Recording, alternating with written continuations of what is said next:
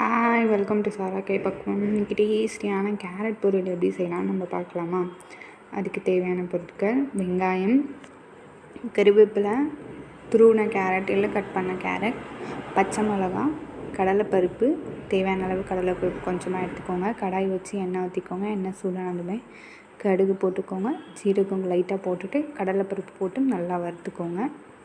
அதுக்கப்புறம் பச்சை மிளகா, வெங்காயம், கருவேப்பிலை நம்ம எடுத்து வச்சது போட்டு நல்லா வதக்கிட்டு தேவையான அளவு கொஞ்சமாக மஞ்சத்தூள் போட்டு நல்லா வதக்கி விடுங்க. நல்லா வதங்கினதுக்கப்புறம் நம்ம துருவின கேரட்டை எடுத்து நல்லா இந்த மாதிரி பொறுமையாக மிக்ஸ் பண்ணி விடுங்க. நல்லா வதங்கணும்.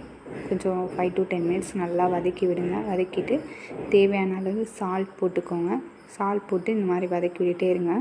ஒரு 5 to 10 minutes விட்டிங்கன்னா டேஸ்டியான கேரட் பொரியல் ரெடி ஆகிடுச்சு. தேங்க்ஸ் ஃபார் வாட்சிங். மறக்காமல் லைக் பண்ணுங்கள், ஷேர் பண்ணுங்கள், சப்ஸ்கிரைப் பண்ணுங்கள். பாய்.